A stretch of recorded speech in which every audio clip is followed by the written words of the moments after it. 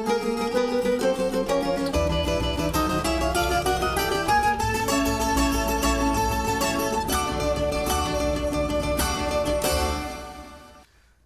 noite.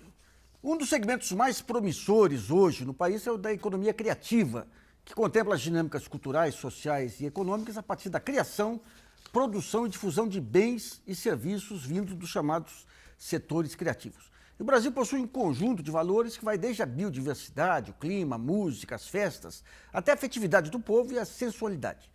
Esse conjunto é responsável pelo imaginário formado pelo país em todo o mundo, ou seja, é a marca Brasil. O desafio central é saber aproveitar esse potencial por meio das indústrias criativas. Para isso é preciso consolidar modelos de negócios que se viabilizem economicamente com a criatividade dissipada em redes sociais da internet, por exemplo. Vemos transformações importantes na produção cultural e tecnológica por meio do trabalho colaborativo. O desafio é providenciar ferramentas de gestão, modelos de negócio, instrumentos de comercialização do chamado Brasil profundo, que conserva um conjunto de tradições e manifestações culturais. O Brasilianas.org dessa segunda vai discutir a economia criativa no Brasil. Vamos entender o ecossistema dessas indústrias que vão do artesanato aos conteúdos digitais criativos da internet, a carência do modelo de negócios e a questão da brasilidade para a próxima década. Para debater o assunto, recebemos em nosso estúdio em São Paulo a economista Lídia Kundinstein e a fundadora e diretora executiva da Associação Objeto Brasil e do Brasil Criativo, Joyce Joubert Leal. Em Brasília, recebemos a chefe da assessoria técnica da Secretaria Executiva do Ministério do Desenvolvimento, Indústria e Comércio Exterior, Andréa Campos Fernandes, e no Rio de Janeiro, o coordenador de Economia Criativa da Secretaria de Cultura do Governo do Estado do Rio de Janeiro, Marcos André de Carvalho. E contamos também com a colaboração da jornalista Fernanda Balsalobre. Lembrando que o programa de hoje é ao vivo e você pode enviar perguntas acessando o site www.brasilianas.org. A economia criativa alcançou tal importância no país que o governo federal, por meio do Ministério da Cultura, criou a Secretaria de Economia Criativa em junho deste ano. O órgão que tem à frente Cláudia Souza Leitão tem a missão de formular, implementar e monitorar políticas públicas voltadas para a promoção do desenvolvimento de empreendimentos criativos no país. A economia criativa está ligada à atividade produtiva nascida da criatividade, da perícia e do talento das pessoas. É a atividade econômica de empreendedores que usam a cabeça, o capital intelectual, para criar um negócio novo e gerar renda e empregos. Alguns setores que se destacam na economia criativa são os de desenvolvimento de aparelhos eletrônicos, de games, de softwares, de moda, design, arquitetura, artesanato, cinema, vídeo, artes cênicas, música.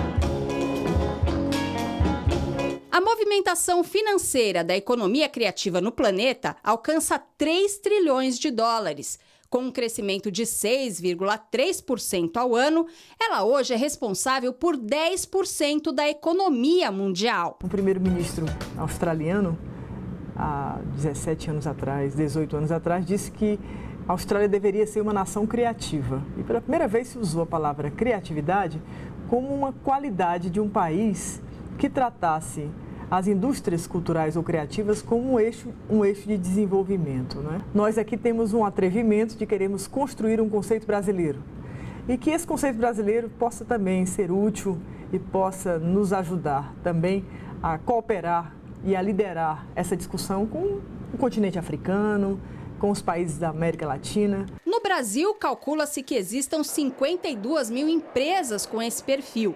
Levantamento da Federação das Indústrias do Rio, a Firjan, mostra que a cadeia da indústria criativa já representa cerca de 18% do PIB do estado do Rio, o equivalente a mais de 54 bilhões de reais e emprega 82 mil pessoas. O Brasil tem um lugar para ocupar. E para ocupar esse lugar, nós precisamos construir conceitos, enfrentar algumas questões de natureza das referências teóricas sobre o que é que nós estamos chamando de economia criativa, ou na verdade, o que nós estamos chamando de uma nova economia, de um novo conceito de economia. Eu acho que uma boa pergunta é essa, porque nós estamos no século XXI em busca de novos significados para o desenvolvimento, porque o modelo de desenvolvimento do século XX é um modelo decadente e que chegou ao esgotamento.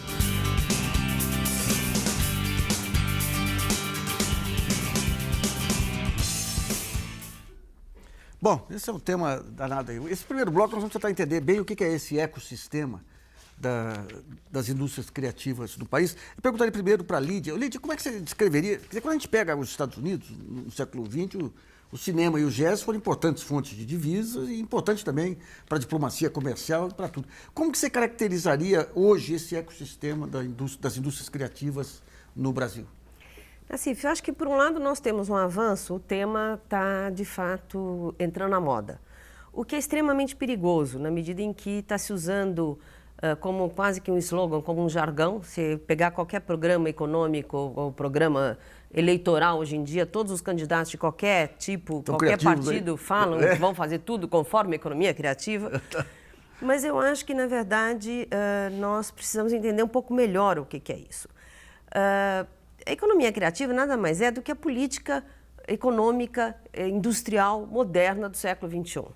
Os países que estão na liderança de usar os setores ligados à economia criativa como estratégicos para o seu crescimento perceberam que com as mudanças tecnológicas e com a mudança da geografia econômica internacional, com uma parte importante da manufatura indo para a Ásia, era muito importante se fortalecer os setores que eram os verdadeiros geradores de valor no mundo atual, no paradigma produtivo atual, que são setores ligados à criatividade e novas tecnologias.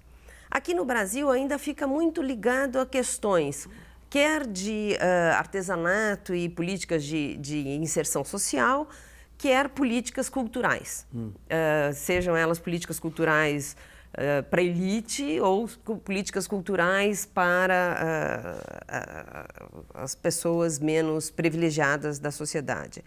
Eu acho que é um equívoco, porque, na verdade, se trata de se pensar uma política, uma estratégia de desenvolvimento e uma estratégia que permita a indústria brasileira sobreviver no mundo atual. Não existe no mundo atual mais indústria tradicional. A indústria só existe na medida em que seja atrelada a algum tipo de inovação, de diferenciação que vem através de criatividade, que vem através de novas tecnologias. Tá, eu vou perguntar para a Joyce. Joyce, quando se fala em indústria criativa, você tem a inserção também com outros setores, o design, você tem as indústrias mais tradicionais, mobiliário e tudo, até chegar em games. Dá para a gente entender uma ligação entre todos esses fatores para criar um ecossistema efetivamente? Ou hoje ainda a questão das políticas voltadas para esse setor são muito pulverizadas aí? Como a Lídia falou, realmente na verdade, a economia criativa ela já existe há muito tempo. Todo mundo tem feito isso e mesmo em algumas cidades você encontra inovações e a criatividade alavancando a economia. Agora, eu venho do mundo do design e tive o meu percurso profissional foi com designers, foi também com promoção comercial no Itamaraty e depois na Fiesp. Eu acho, para nós, na economia criativa, o epicentro realmente dele, é claro que é a criatividade, mas é a questão do design. Ele toca vários segmentos da economia criativa, como a questão do software, a questão da publicidade. Quando você fala em teatro, você tem a cenografia, você tem os costumes, a indumentária, você tem a moda em si também como um setor considerado da economia criativa. O design, qual é a questão do design que eu entendo que ele está em praticamente em mais de 80% dos setores da economia criativa, porque para fazer design você tem que ser criativo, você tem que ser inovador. É intrínseco da atividade do designer, do profissional de design. É claro que você tem o criativo racional, que é o engenheiro, você tem outros tipos de criativos. Mas o design é muito forte em todos os segmentos. Deixa eu perguntar uma coisa. Quando a gente pega o Brasil, aí você tem aquelas formas geométricas, limpas de um Niemeyer. Você tem o colonial brasileiro. Você tem o próprio colorido aí das civilizações indígenas. Você tem o colorido do Carnaval do Rio, do Nordeste.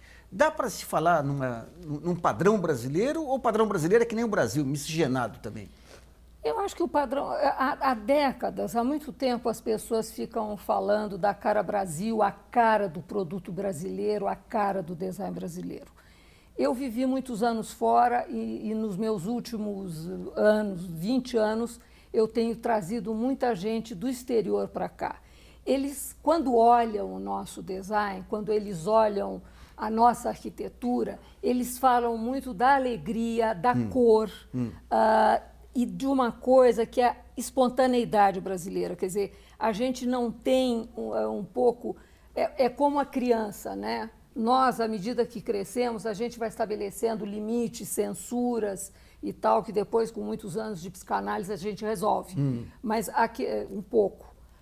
Mas uma questão que se olha, a cara do Brasil é essa coisa da cor, da alegria, do despojamento, um pouco do descomprometimento com essa coisa anglo-saxônica ou com a Bauhaus, essa coisa reta. Warchavski, que é a casa modernista hoje... Não, maravilhoso, né? Mas não é né? Mas de repente tinham os murais do Portinari, tinham os outros designers em volta, ou criativos, né? Tá. Eu vou perguntar para a Andréa, lá em Brasília. Boa noite, Andréa. Como que o MDIC ele vê essa questão das indústrias criativas dentro das estratégias de consolidação de cadeias produtivas aqui e de comércio exterior? Boa noite, Nassif. Lá no Ministério e no sistema MDIC, né, que envolve também o BNDES, a Apex Brasil, a ABDI, o Inmetro e o INPI, e, sobretudo, na coordenação da política industrial, né, no Plano Brasil Maior, a gente vê, tem dado grande valor à economia criativa, principalmente naqueles setores, além do que a professora Lídia falou, da questão da inovação e do design, mas principalmente naqueles setores tradicionais, que empregam uma grande parcela de mão de obra do país, como têxteis, calçados, móveis, porque nós vemos isso como uma condição imprescindível para mudar as condições de competitividade dessas indústrias para as próximas décadas. Então, além de tratar da inovação nos outros inúmeros setores, esses em particular têm recebido muita atenção do Ministério. Tá, firme. Eu vou perguntar para o Marcos André de Carvalho, que é coordenador de Economia Criativa da Secretaria da Cultura do Governo do Rio. Ô, Marcos, esses dados aí da Firjan mostram as indústrias criativas com 17,5% do PIB carioca. O que é esse complexo aí? Entra o que nisso aí? Entra, digamos, a atividade econômica dessas indústrias em si, ou entra também turismo, hotelaria, como decorrência dessas indústrias? Boa noite, Nassif, boa noite, Lídia, a todos. Nós fizemos um recorte de 20 setores, estudamos o modelo australiano, o modelo inglês, olhamos para as nossas vocações aqui fluminenses e fizemos um recorte de 20 setores. O turismo cultural ele entra, sim, na economia criativa, nesse recorte de economia criativa fluminense, pois nós temos cidades que se baseiam no turismo cultural, como Paraty, com a Flip, a região do Vale do Café. São 20 setores, o núcleo das artes, depois o núcleo de serviço, o núcleo de apoio, design, arquitetura, a moda, gastronomia, a parte toda de software, tecnologia, os games, enfim. São esses setores que bebem na cultura, que bebem na criatividade e, como diz o John Hawkins, o inglês que cunhou o termo economia criativa, são hoje os setores que mais crescem e geram empregos no mundo, né? Ô Marcos, esse seu trabalho de coordenador, em que consiste? Há uma integração entre os setores para troca de experiências, já que a criatividade é algo comum a todos eles, não? Nossa, Coordenação de Economia Criativa foi criada pela secretária Adriana Hatz, na Secretaria de Estado de Cultura aqui do Governo do Rio de Janeiro, há 3 anos. A princípio, ela foi criada para fundar 2 incubadoras de empreendimentos da economia criativa, que são as incubadoras Rio Criativo, que foram inauguradas agora. Uma aqui no centro da cidade e outra na Baixada Fluminense, no município de São João do Meriti. Elas são executadas em parceria com a PUC do Rio, com o Instituto Gênesis, e tem a parceria da Secretaria de Desenvolvimento Econômico, do Ministério da Cultura, da Prefeitura do Rio, da Prefeitura de São João do Meriti, do SEBRAE, enfim, uma série de parceiros, tanto da iniciativa privada, quanto das universidades, quanto do governo federal, estadual e municipal.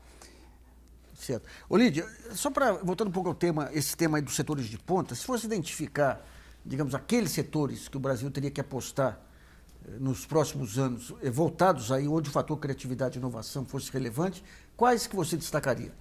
Eu acho que tem alguns setores importantes que nós ainda não percebemos que são, na verdade, novos setores industriais. Por exemplo, o setor de games, ou o setor de cinema de animação. Cinema de animação é um setor que no Canadá gera mais de 200 mil empregos. São poucos os setores no mundo que geram essa quantidade de emprego. E o Canadá, até há pouco tempo, exportava 5 bilhões de dólares em cinema de animação. Terceirizados para... É um setor que gera emprego para jovem, emprego, digamos, que exige um determinado tipo de formação mais sofisticada e que, portanto, gera não só renda e emprego, como gera um consumidor mais sofisticado. Quer dizer, eu acho que a importância é a criação de um caldo de cultura que transborde para todos os setores. Um consumidor mais sofisticado vai comprar um objeto de desenho, vai exigir da indústria uma resposta a um desejo de um consumo mais sofisticado. Quer dizer, eu acho que a ideia é a criação de um caldo de cultura que transborde para todos os setores.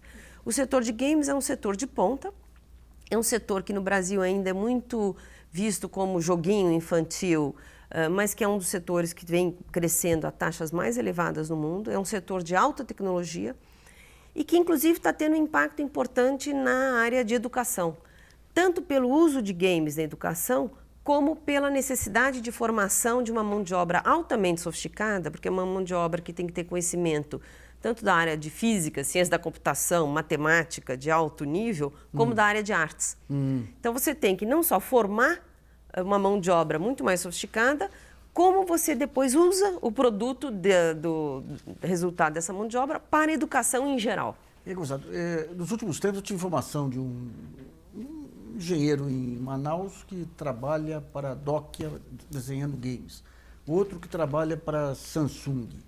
Lá em Recife você tem muitos que saíram para trabalhar na Microsoft. Quer dizer, esse negócio de trabalhar em casa com a internet e tudo.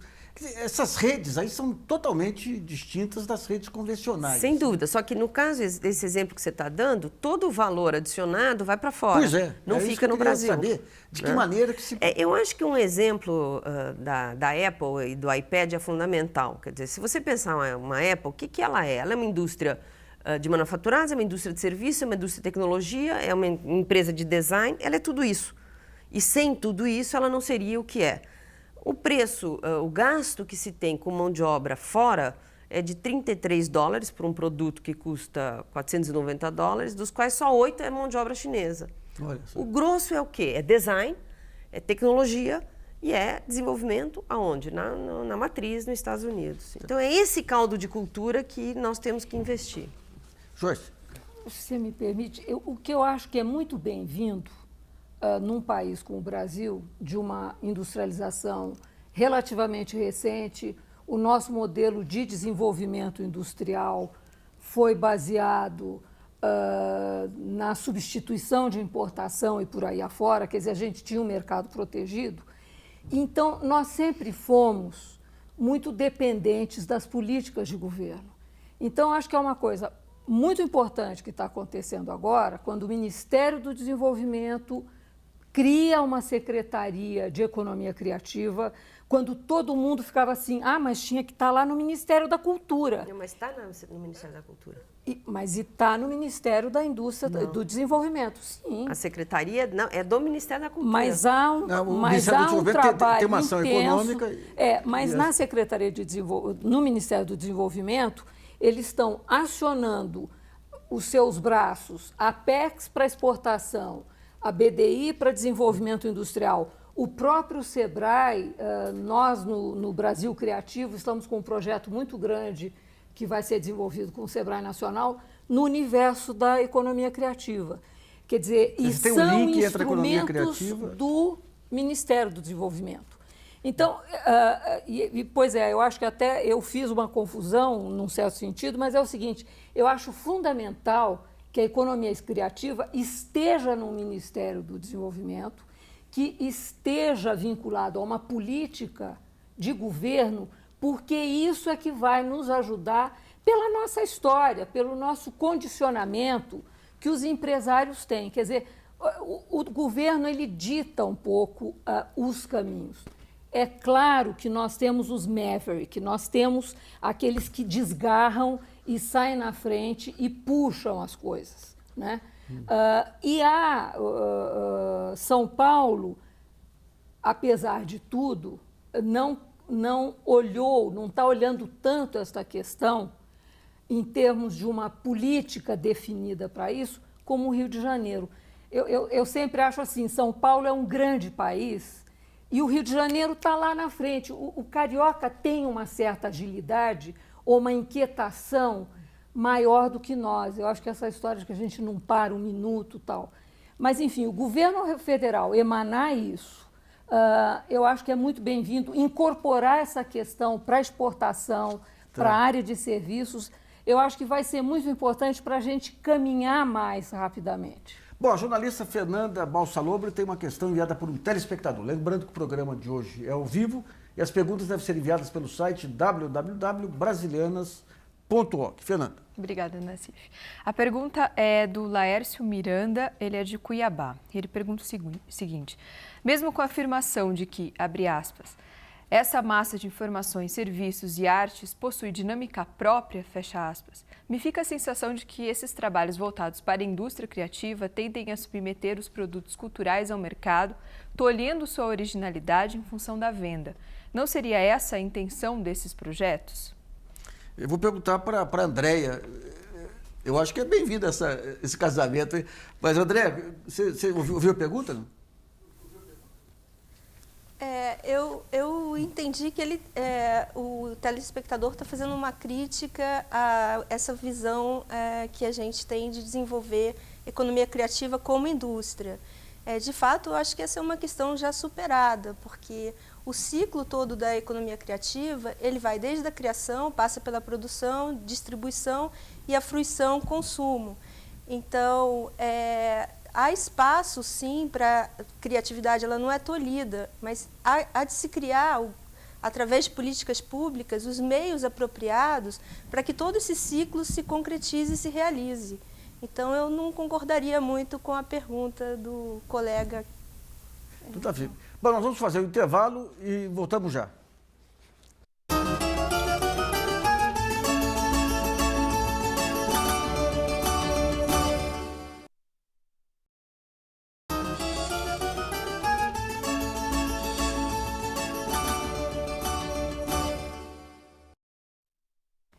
Voltamos com Brasilianas.org sobre economia criativa. Recebemos em nosso estúdio de São Paulo a economista Lídia Goldstein e a fundadora e diretora executiva da Associação Objeto Brasil e do Brasil Criativo, Joyce Jobert Leal.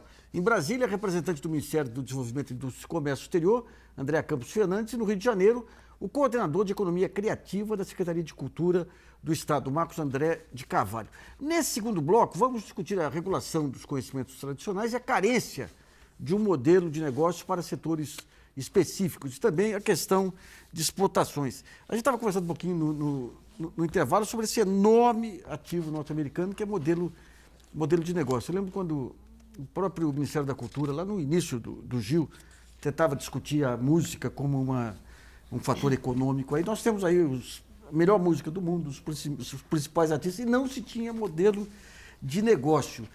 Como é que você vê isso aí, Lídia? Veja, eu acho que exatamente o que tem de novidade é que as novas tecnologias permitem novos modelos de negócio extremamente diferentes do passado. Para pegar um exemplo nosso, brasileiro, e que tem a ver com música, é o Tecnobrega no Pará. Isso. O Tecnobrega tem um modelo de negócios absolutamente diferente da indústria fonográfica tradicional. É um modelo de negócios com muito sucesso, é um modelo com impacto macroeconômico na região, e que, ao contrário do que o telespectador acha, não é cerceante do ponto de vista da criatividade. Ao contrário, ele permite que a criatividade do local, independente de ser do gosto individual de cada um, seja exercida por um grupo que tem condições de... Explica para o nosso telespectador como é que é o Tecnobrega. É muito interessante, porque eles partem do pressuposto que a distribuição é feita livremente, porque não tem como coibir, e, portanto, o negócio, a renda dos artistas é dada pelos shows. São shows altamente sofisticados do ponto de vista tecnológico, shows com tomadas de helicóptero, shows com uma capacidade de utilização tecnológica que as novas tecnologias dão. Quer dizer, hoje em dia, um jovem pode ter na sua casa, no seu quarto, com poucos recursos, condições de gravar um disco que os Beatles não tinham na época do auge do seu sucesso. Então, as novas tecnologias permitem esses novos modelos de negócio. Vou te dar um outro exemplo. Você sabe qual é o país que mais faz cinema no mundo hoje? Todo mundo acha que é a Índia. Não é. É a Nigéria. A Nigéria tem um mercado de cinema local, uma indústria local, com artistas locais, e que tem um modelo de negócio de sucesso também. Especificamente para o mercado interno? Especificamente no mercado interno. Não conheço ninguém que tenha visto um filme. Mas é algo também com impacto importante do ponto de vista de geração de emprego, do ponto de vista, inclusive, de capacidade de mostrar cultura local. Então, os novos modelos de negócio, passíveis de serem lançados graças às novas tecnologias, são infinitos. Eu queria ver com o Marcos, lá do Rio de Janeiro, que o Rio ao lado de Recife e Salvador, é um escândalo, né, em termos de produção cultural, né? Eu lembro nos anos 90, em Salvador, quando se criou o axé e tudo, que houve uma disseminação de estúdios de gravação e uma explosão do pagamento de ISS para o músico, se criaram lá os trio elétricos para todo lado, e depois entra a fase também agora do forró e tudo. O que o Rio de Janeiro, que tem toda essa tradição musical e artística e tudo, até agora criou em termos dessas iniciativas de novos negócios? Olha, no momento a gente tem a revitalização do samba da Lapa, que é um fenômeno impressionante, o samba de raiz, a juventude pesquisando, se apoderando dessas tradições que estavam esquecidas naquela geração do rock Brasil. E temos também o movimento do funk nas periferias, que é um movimento muito poderoso, que gera milhões, e acontece também muito parecido, similar ao Tecnobrega, com uma produção independente, dentro das comunidades, e hoje tem uma repercussão mundial, no cenário pop mundial. Existem vários artistas hoje nos Estados Unidos, na Europa, se inspirando nas batidas do funk carioca, e que tem uma criação completamente livre, que não é cerceada, que acontece dentro das comunidades. Seria a nossa música eletrônica, né? A nossa música... Aliás, quando eu vou ao Rio lá... São dois movimentos muito fortes, eu identifico. O retorno do samba de raiz na Lapa e o do funk. Aliás, recomendação, quem for no Rio, Dama da Noite e Semente, lá é onde tem a melhor música do Rio de Janeiro. Eu queria ver com a Andréa. Andréa, quando a gente está mencionando aqui um conjunto de iniciativas, elas visam um público interno, visam iniciativas bem-sucedidas e tudo, mas sempre visando o mercado interno. Quando se fala em mercado externo, tem algum modelo que viabilize a música brasileira lá fora, o artesanato, algo assim palpável, não? Nassif, a Apex Brasil, dentro do sistema MIDIC, né, tem sido bastante eficiente em promover a música, o artesanato, moda, né? Daqui a algumas semanas vai estar sendo lançado o Sistema Brasil de Moda e o nosso as nossas vinculadas e o Ministério têm se empenhado muito nessa valorização da marca Brasil e das marcas brasileiras em todos esses setores. Então, o esforço tem sido muito intenso, no branding, sobretudo. Certo. Mas também, um ponto muito importante que você mencionou é o cuidado com a proteção, né? Se não dá para exportar, se não for devidamente protegido, todos esses setores dos quais a gente está falando. Agora, eu queria mencionar um ponto que me parece importante, que é o esforço para tentar compreender melhor quais são esses modelos de negócio. A gente precisa mapear melhor as cadeias que estão envolvidas e as suas interconexões. O Ministério da Cultura lançou recentemente o Observatório das Indústrias Criativas e nós também lá no Ministério do Desenvolvimento estamos nos empenhando muito nesse momento em compreender melhor. O caso da música ele é muito emblemático, porque vocês devem estar sabendo da tramitação no Congresso atualmente da proposta de emenda constitucional da música, que trata de mudar um pouco o sistema tributário. Compreender melhor quais são os impactos econômicos de uma tal mudança na música ou nos setores audiovisuais. Aperfeiçoar o sistema tributário e compreender melhor a extensão, entre outras coisas, são informações fundamentais para a gente avançar no mapeamento das cadeias e poder efetivamente intervir de uma maneira mais eficiente na promoção dessas cadeias, seja para o mercado externo, seja para o mercado interno. André, até pegando um ponto que a Lídia levantou essa questão da Nigéria, da indústria do cinema lá. Nós temos aqui uma indústria de audiovisual relativamente desenvolvida, só que, digamos, quando você vai ver mercado, você tem todos os mercados praticamente obstruídos. A questão do cinema, aqui você tem a distribuição concentrada em algumas redes internacionais. A questão da TV a cabo e da TV aberta, não se cumprem as leis de conteúdo nacional. Tem algum fórum que junte todos os ministérios envolvidos com a questão e setores para tentar achar uma saída para o audiovisual brasileiro?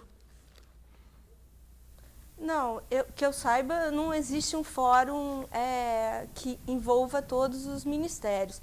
Por isso eu acho que essa proposta que foi levada ao Planalto do Brasil Criativo, complementando toda a discussão e concertação nacional que está, nesse momento, sendo fomentada dentro do Plano Brasil Maior, são propostas complementares que, de certa forma, são fundamentais para dar conta dessa articulação maior, para a indústria em geral, mas em particular para a indústria criativa.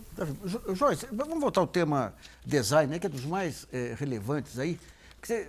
A gente vê pelo seu próprio catálogo aí, por alguns seminários, que o Brasil tem uma tradição de mobiliário inovador muito interessante.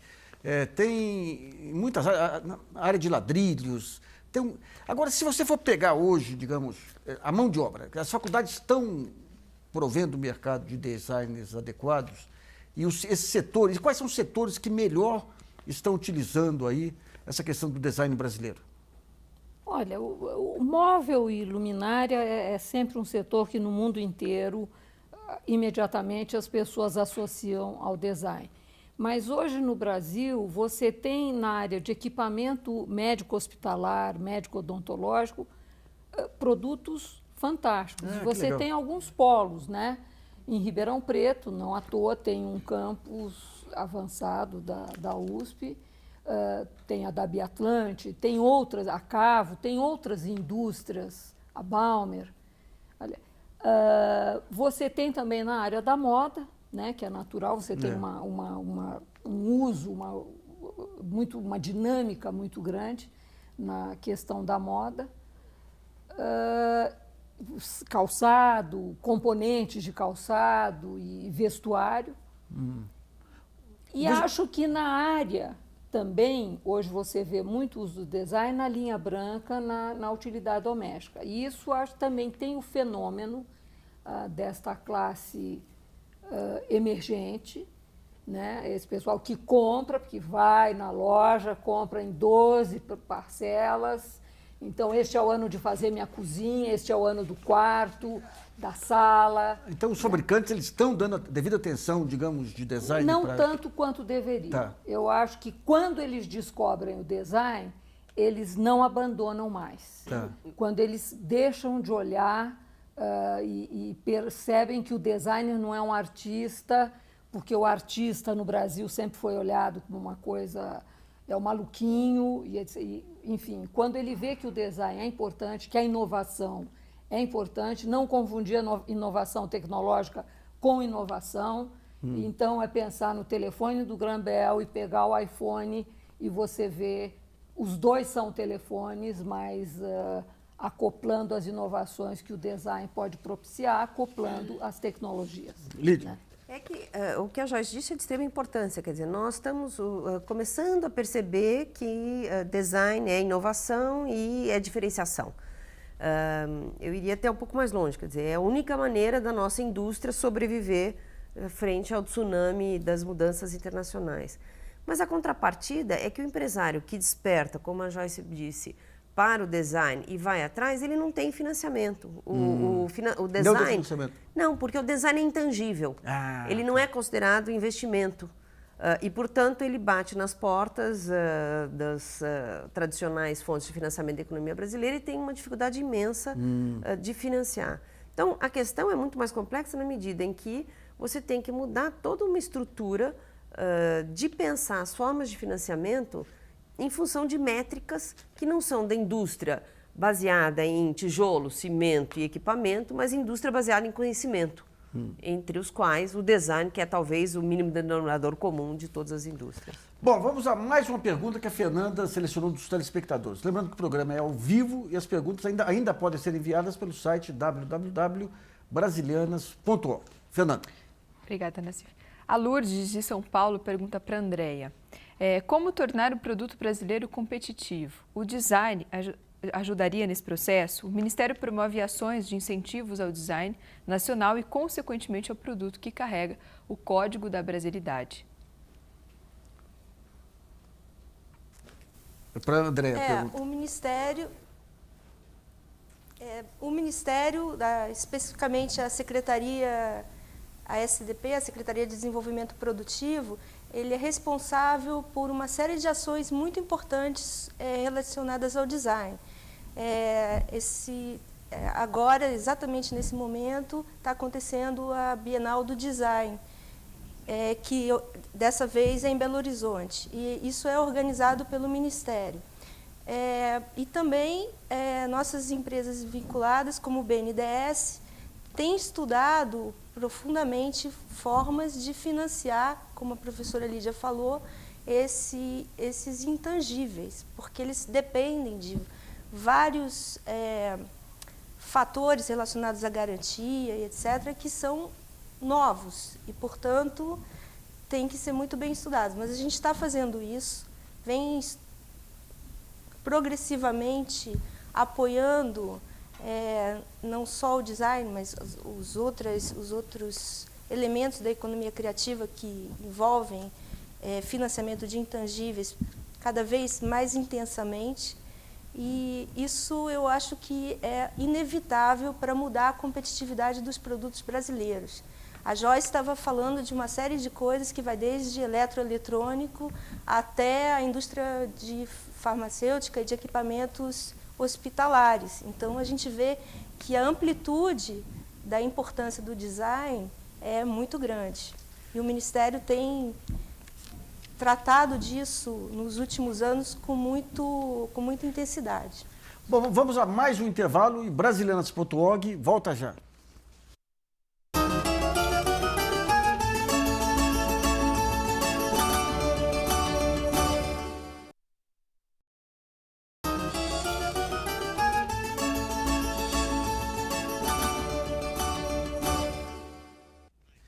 Brasilianas.org está de volta. O tema do programa de hoje é economia criativa. Nesse último bloco, quais os elementos para repensarmos a brasilidade para a próxima década? Eu tenho uma pergunta para o Marcos, lá do Rio de Janeiro.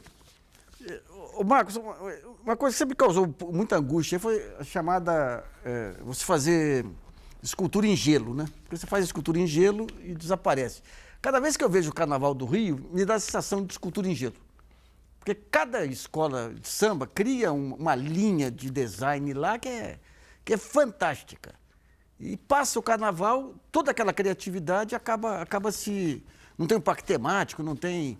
De que maneira que dá para consolidar essa criatividade das escolas de samba num design carioca, ou fluminense, pelo menos? Olha, o Carnaval do Rio ele não acontece só na época do Carnaval, ele acontece o ano todo. É uma indústria poderosa que gera milhões para a cidade. Ano passado gerou R$1 bilhão para a cidade do Rio. E ela começa logo no dia seguinte do Carnaval. Tem uma série de designers, costureiras, compositores, produtores culturais que participam desse universo, desse mercado de trabalho, né? Agora, foi construído no Rio a Cidade do Samba, que é um espaço para isso, onde os barracões expõem os carros alegóricos, com esse conceito de parque temático ali no Porto, onde está agora acontecendo o projeto Porto Maravilha. E fora esse Carnaval da Sapucaí, eu acho que é muito importante frisar também o renascimento do Carnaval de Rua do Rio de Janeiro. Ano passado, o Cordão do Bola Preta entrou no Guinness Book com a maior aglomeração de festa de rua do planeta. Então, de 10 anos para cá, também nós tivemos o renascimento do Carnaval de Rua Carioca, que é um movimento cultural muito importante, recente na cidade. Ô, Joyce, a gente está falando esse negócio de como projetar o Brasil para as próximas décadas aí, essa alma brasileira. Qual é a estrutura que você tem hoje de escritórios aí, de design, de desenvolvimento de produtos aí, para nos legar essa continuidade aí? Olha, eu vou te responder isso, mas lembrando que você me perguntou das escolas, da formação. Isso. Tem melhorado muito o ensino nas escolas. Eles estão olhando mais a formação do designer focado no mercado, não mais coisas pirotécnicas que depois não têm a performance desejada.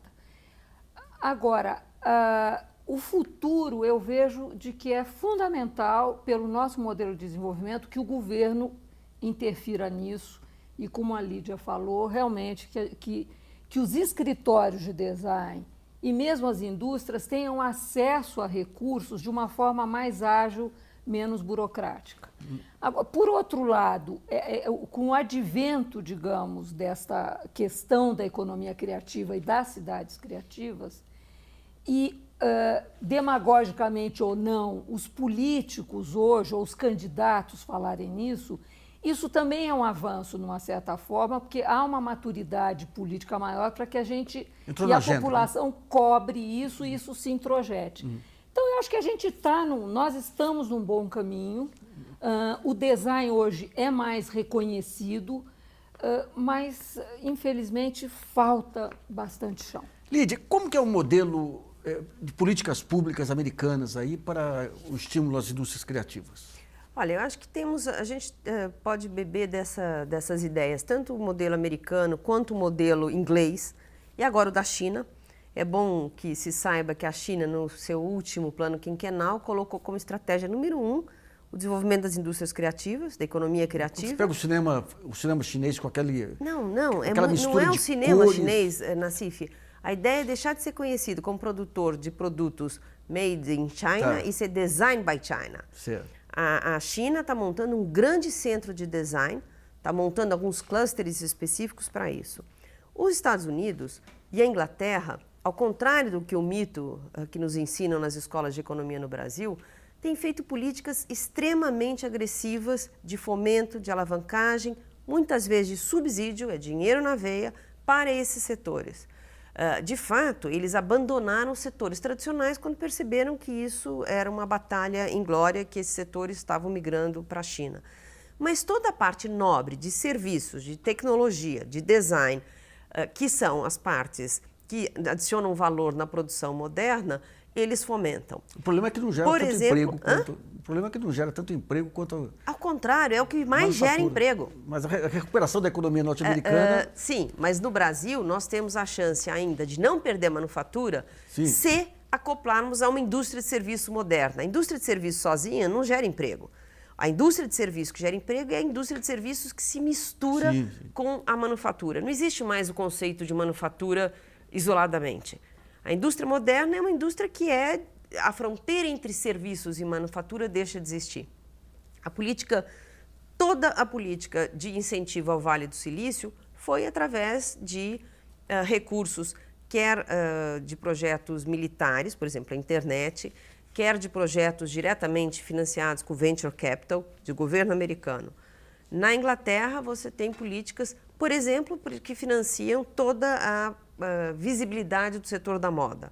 A ideia de que o setor da moda é um setor importante, é um dos que geram mais empregos também no mundo atual, mas que dependem do quê? De design e de inovação.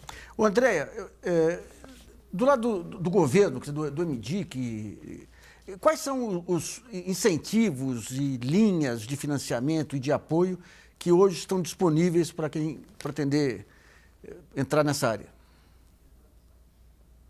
Bom, as linhas de financiamento, elas estão sobretudo concentradas no BNDES. E ao lado das linhas e fundos não reembolsáveis, existe um fundo da cultura, um fundo tecnológico, que são fundos que vêm dos recursos do lucro do banco e são fundos não reembolsáveis, mas ao lado desse, nos últimos anos, para os setores da cultura, foram desenvolvidos vários produtos. O BNDES tem apoiado fortemente o setor audiovisual, games também. Então, as linhas têm sido aperfeiçoadas para darem conta do financiamento de intangíveis e a gente tem sido bem sucedido nesse sentido. Bom, vamos a outra pergunta selecionada pela jornalista Fernanda Balsalobo. A pergunta é da Bárbara Santana, de Aracaju, e ela quer saber: qual deveria ser a relação universidade e indústria criativa? Que tipo de ações estão ou deverão ser tomadas para que essa relação venha a existir e gerar frutos? Vou perguntar para a Joyce, que já falou da... Mas com uma acadêmica aqui, deixa eu contar. Eu acho que essa relação ela já existe, porque é o ensino. Você tem as escolas de música, de arte, de dramaturgia, e esta relação terá a mesma dificuldade que o design teve. Eu tentei negociar anos atrás com várias escolas questões de estágio, questão de troca, porque o aluno saía da escola, não conhecia um chão de fábrica, quando a gente associava design somente à indústria manufatureira. Mas eu acho que hoje as informações saem mais rápido, a gente tem as redes sociais, a garotada está muito mais atilada com as coisas, eles vão muito mais atrás, a informação chega na hora, né? É tempo real, o tempo todo. A gente montou um seminário outro dia que tinha um rapazinho que fez um desses games aí para iPad e tudo, que conseguiu em 2 dias 4 milhões de... Não, pois é um negócio. Eu não entendi ainda o que é o modelo de negócio deles, o que eles vendem, mas... Agora, Lídia, essa discussão conceitual sobre os intangíveis, o BNDES já tem há algum tempo aí. Você acha que o Brasil hoje ele já tem uma conceituação adequada para permitir uma flexibilização maior nos financiamentos e subsídios? Olha, eu sou uma maior fã do BNDES, quer dizer, eu acho que, ao contrário de muitos economistas que acham que o BNDES é uma instituição do velho modelo brasileiro de substituição de importações, eu acho que o BNDES está fazendo um esforço imenso de se reinventar, mas eu acho que a gente precisa correr, né? Porque o mundo está andando numa velocidade que não dá para esperar. É muito difícil, as métricas necessárias para esse tipo de financiamento são muito diferentes. E o BNDES é uma instituição que foi montada por uma indústria de outro perfil. Acho que existe condições para fazer isso, mas eu acho que isso tem que ser feito com um olhar de mais essa tentativa de transformar a FINEP, Financiadora de Estudos e Pesquisas, em banco, de alguma maneira pode preencher esse vácuo? Ou você acha que essas mudanças têm que se dar no âmbito do BNDES mesmo? Eu acho que em todos os âmbitos. Todos os âmbitos. E acho que algo tem que ser uma estratégia de governo que perpassa todos os setores. Eu fico muito feliz de ouvir a nossa colega aqui mostrando que já existe algum tipo de avanço, mas eu acho que ainda é um avanço do ponto de vista conceitual e não da implementação de políticas agressivas, porque a história não vai esperar. Nós temos que ter um projeto mais viável rapidamente. Agora, nós temos um presidente no BNDES que é extremamente sensível para a questão do design. O Luciano Coutinho fez aquele estudo, o Made in Brazil, né, o estudo da competitividade da indústria brasileira. Eu sediei vários workshops para ele lá na Fiesp, quer dizer, ele tem toda a cabeça para isso, isso é importante. Você ter uma liderança que sabe da importância dessa questão. Agora, tem uma máquina, são várias coisas, as coisas têm muitas interdependências e tem essa questão da nossa cultura empresarial que precisa ser sacudida e mudar. O financiamento, a pesquisa que você tem através das fundações, da própria FINEP, tem uma flexibilidade maior para fazer esse meio campo entre a academia e o design e a indústria criativa? Eu acho que sim, mas eu acho a FINEP muito travada, é uma coisa muito difícil, é muito complicado. Quer dizer, o tempo, homem-hora técnica que você perde para montar um projeto, você já faliu, você não consegue botar o seu projeto em pé. Isso eu digo hoje, porque antigamente não. Os anos 60, 70, a FINEP tinha uma outra agilidade, talvez porque havia, enfim, era um outro momento histórico. O BNDES tem procurado melhorar sua burocracia. E eu acho que o trabalho do Ministério do Desenvolvimento tem sido muito importante. Eles incorporaram a questão do design. E isso é fundamental. Bom, infelizmente, Brasilianas.org sobre a economia criativa termina aqui. Eu agradeço a participação da economista Lídia Goldstein, da fundadora da Associação Objeto Brasil, Joyce Jopes Leal, da representante do Ministério do Desenvolvimento, Andréa Campos Fernandes, e de Marcos André de Carvalho, da Secretaria de Cultura do Estado do Rio de Janeiro. E você que nos assiste, muito obrigado e não deixe de participar do site www.brasilianas.org, mandando perguntas, trabalhos e vídeos. Esse espaço aqui também é seu. Nós voltamos na próxima segunda-feira, agora em novo horário. Você que estava acostumado com 10 da noite, agora vai ser 8 horas da noite. É isso mesmo, é 8 da noite. Até lá.